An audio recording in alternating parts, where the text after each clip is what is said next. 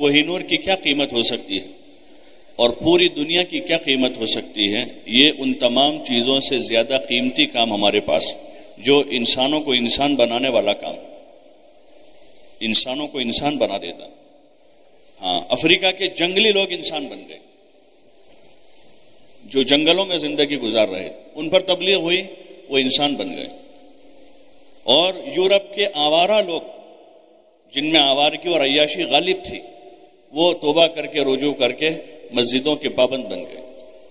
اور وہاں کی وہ لڑکیاں جنہوں نے بچپن سے ہی کپڑا نہیں پہنا تھا، وہ حجاب میں آ گئی، اور جہاں دور دراز تک علم کا کوئی نام و نشان نہیں تھا، وہاں ادارے قائم ہو گئے، اور وہاں مقامی علماء تیار ہو گئے۔ جہاں صدیوں میں، پیچھے صدی، 2 صدیوں 3 صدیوں تک اس مقام پر کوئی اہل علم نہیں تھا مقامی، وہاں اب ان کے افریقہ کے لوکل لوگوں میں علماء تیار ہو، یورپ میں، فیجی میں، وہاں مقامی علماء تیار ہو گئے۔ یہ کشش، یہ جاذبیت، یہ تاثیر اس کام میں ہے۔ بس اتنا ہے کہ اس کو جو بزرگوں نے ہم کو ترتیب دی، اس ترتیب پر کرنے کی ضرورت ہے، اور فکر سے لینے کی ضرورت۔ بے فکری کے ساتھ یہ کام نہیں چلتا، بلکہ بزرگوں سے سنتے ہیں کہ بے فکری داعی کی موت ہے۔ بے فکر اور مرا ہوا، ہم دیکھتے ہیں سست آدمی پڑا ہوا ہے، یہ زندہ لاش کہتے ہیں اس کو، کہ کچھ کرتا ہی نہیں، کھاتا پیتا سوتا رہتا ہے۔ اور ایک آدمی فکر مند ہے، دبلا پتلا ہے، بیمار ہے، لیکن حرکت کرتا ہے، کھیتی کرتا ہے، کماتا ہے، بچوں کی فکر کرتا ہے، بیوی بچوں کو پالتا ہے، محلے کے 2-4 کام کرتا ہے، حالانکہ بیمار ہے، کمزور ہے، بوڑھا ہے۔ بے فکری دائی کی موت ہے۔ تو ہمارا بھی یہی ہدف ہو جو حضور صلی اللہ علیہ وسلم اور صحابہ کا تھا، کہ ان کے کام میں ٹھہراؤ نہیں تھا، کسی جگہ ٹھہرے نہیں۔ اسی لیے تو اسلام میلوں کی رفتار سے روزانہ، اور خصوصاً جو ہے تو عمر کا دور ہے، حضور صلی اللہ علیہ وسلم کا زمانہ قربانیوں کا، مجاہدوں کا اور تربیت پانے کا دور رہا، کہ جس میں آپ کی اور آپ کے ساتھ صحابہ کی زبردست آزمائشیں ہوئی، زبردست آزمائشیں ہوئی۔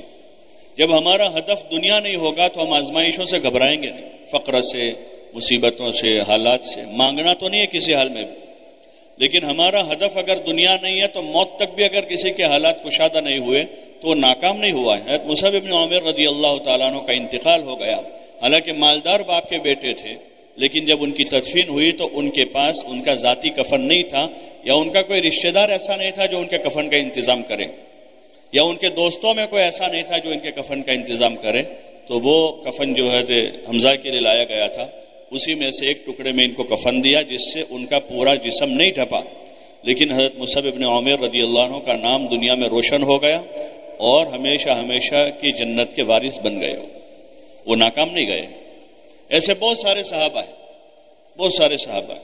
یہ جو احد میں جو شہید ہوئے، احد میں شہید ہوئے حمزہ رضی اللہ عنہ اور دیگر جو لوگ تھے، وہ احد میں ہی دفن ہو گئے، وہی دفن ہو گئے، تو وہ دنیا سے ناکام نہیں گئے۔ اور حضور صلی اللہ علیہ وسلم کا گھرانہ ان سارے حالات سے گزر کر ناکام نہیں ہوا ہے۔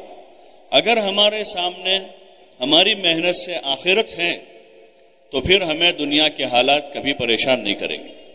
ہمارا فقر، ہمارا فاقہ، ہماری تنگیاں، کاروبار کی کمی، وہ کبھی بھی پریشان نہیں کرے گی، بلکہ ہمارے سامنے اللہ کا خزانہ ہو کہ اللہ اپنے خزانے سے ہماری ضرورتیں پوری کر دے گا، اور جو دنیا ہماری مقدر کی اللہ نے رکھی ہے اس میں اللہ برکت دے دے گا۔ یہی ہم مانگ سکتے اللہ سے۔ حضور علیہ السلام نے یہی کہا کہ اللہ تو نے میری مقدر میں جو روزی لکھی ہے اس میں برکت دے دے، اور اس پر مجھے قناعت دے دے۔ اللہم قنعنی بما رزقتنی وبارک لی فیہ، کہ اللہ تو نے میری مقدر میں جو رزق لکھا ہے اس پر مجھے قناعت دے دے، اور اس روزی میں میرے لیے برکت دے دے، تاکہ مجھے کسی سے سوال نہ کرنا پڑے، کسی کے پاس جانا نہ پڑے۔ اس لیے جن اسباب پہ ہم لگے ہیں اس کے ساتھ ہماری کوشش یہ ہو کہ دن بدن ہم کام میں ترقی کریں، آگے بڑھیں۔ ہاں، اللہ آگے بڑھنے والوں کو آگے بڑھاتا ہے، والسابقون السابقون، آگے بڑھنے والوں کو اللہ آگے بڑھاتا ہے۔ اولئک هم المقربون، کہ وہی مقرب لوگ ہیں جو نیکیوں میں، طاعات میں، خیر کے کاموں میں آگے بڑھتے ہیں۔ اور اتنی بڑی خیر کہ جس کے ذریعے ہم ہمارے خاندان سنبھل جاوے، ہماری بستی سنبھل جاوے، ہمارے علاقے میں دین آوے، اور پورے عالم میں دین زندہ ہو۔